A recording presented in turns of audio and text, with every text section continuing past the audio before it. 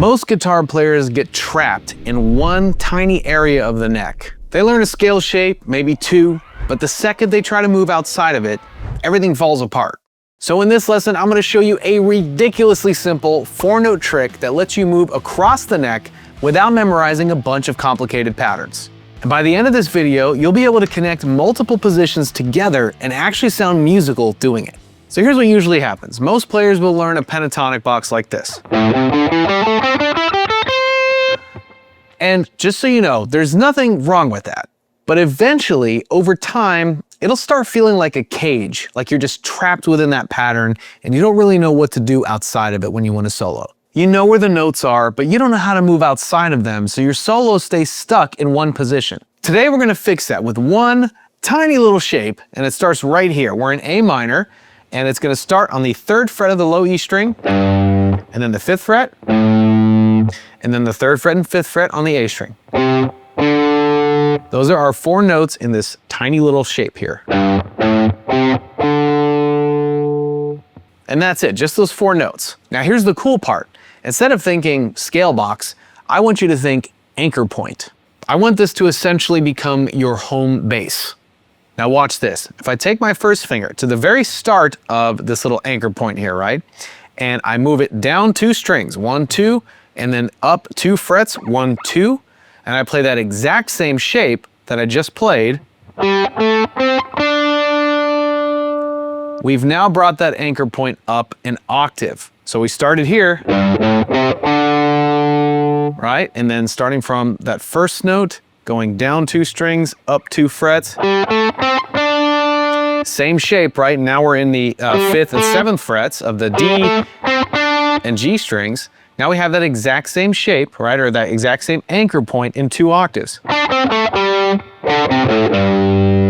But we're still not done, so we're not going to stop there. In fact, the same anchor point that we just discovered here, right? Start with your first finger on that very first note that we played, right? Now we're going to move it down 2 strings, 1, 2, and then move it over 3 frets, 1, 2, 3, and play that exact same shape again. And now we've reached it an even higher octave. So listen.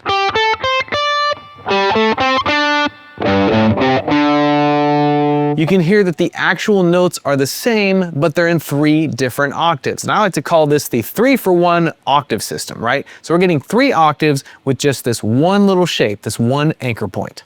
So you see what's happening, right? We're not learning any new patterns. We're taking that one familiar shape and we're just multiplying it. And suddenly the neck starts to feel connected instead of fragmented. And we're not stuck in this one vertical pattern, which again, there's nothing wrong with that. But when you're playing it out like this,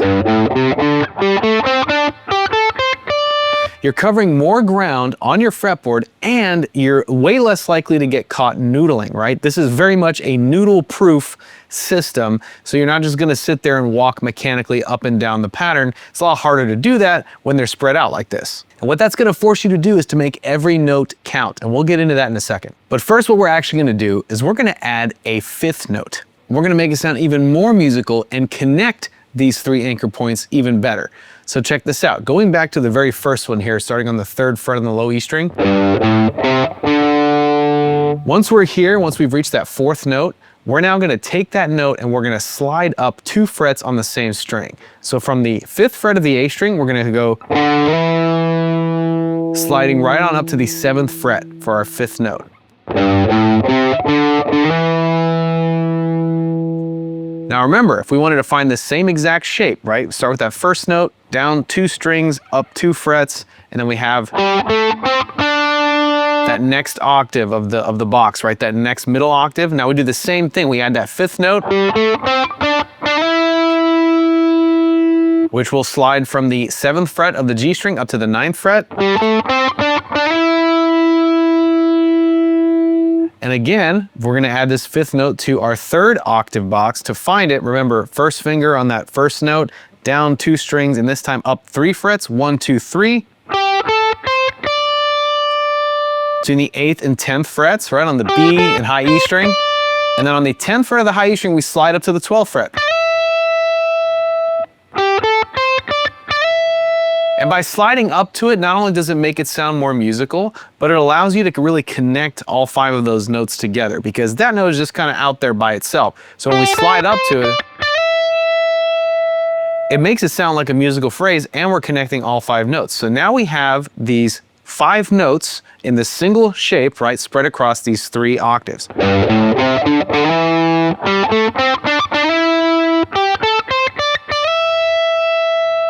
And notice this, when I reach that 5th note, just as I'm playing it this way, right? Now it sort of tees me up to finding that next box, right? And then now I'm teed up for this one. So it's not like I'm having to do a lot of leaping, right, to jump from these patterns. So you can think of that 5th note as a great way to lead you right into the next box of this same 3-for-1 octave system. And the beauty of this whole thing is you don't have to play the same lick across all 3 octaves, right? You don't have to go like that. Sounds good, right? But you can use that, but don't only use that. There's so many ways that you can play in these different positions, and you don't even have to play the same thing in each one, right? So you can do something like this. If I were to just, let's say, play that just for the lower octave one, then when I move to the middle one, I'll do something like this. Right, just kind of break it up a little bit, and then just lead me right up to that upper octave one.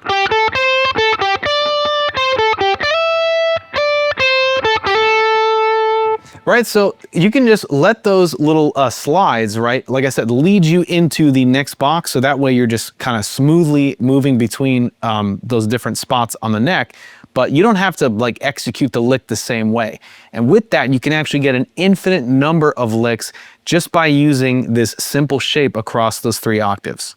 And now we're gonna make this real. I'm gonna throw on a backing track in the key of A minor, and I'm gonna play through this 3-for-1 octave system with these 3 different anchor points, and I'm just gonna improvise, right? So I'm just gonna make up some stuff. I'm not gonna do anything flashy, but I'm gonna show you how you can get tons of mileage out of this without getting stuck in the habit of just noodling up and down a pattern.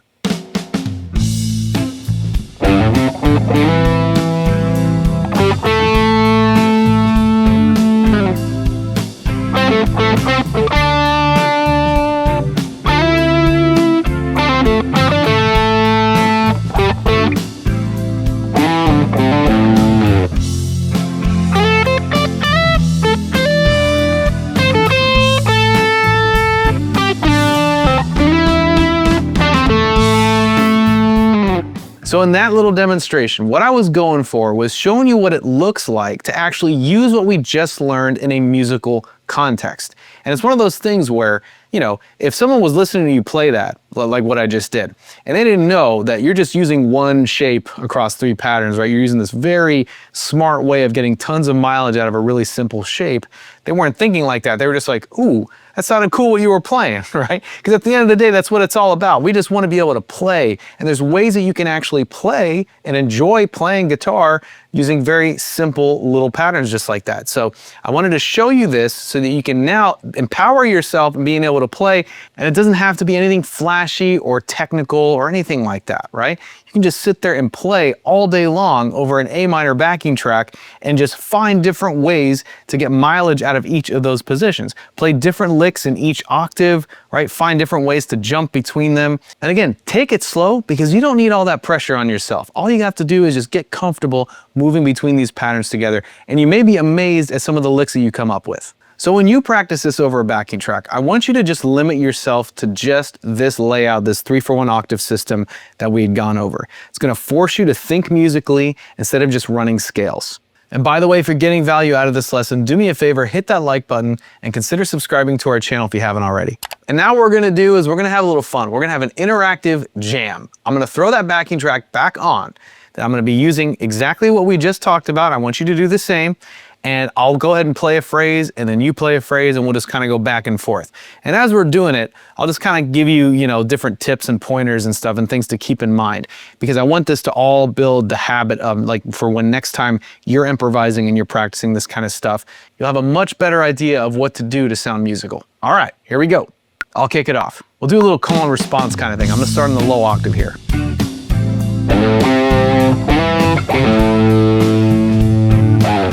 All your turn.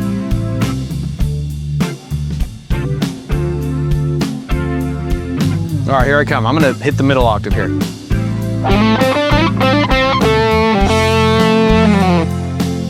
All right, now you come at me with something.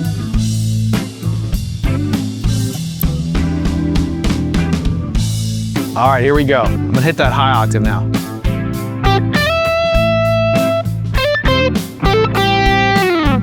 All right, your turn.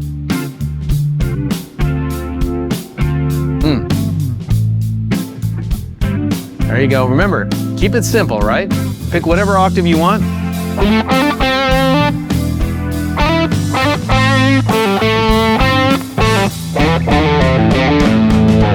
All right, your turn. Give me some.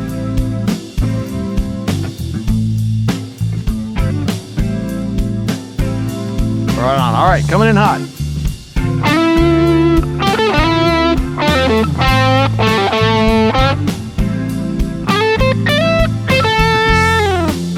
All right.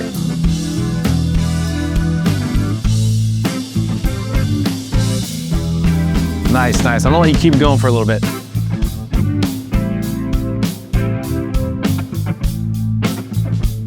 All right.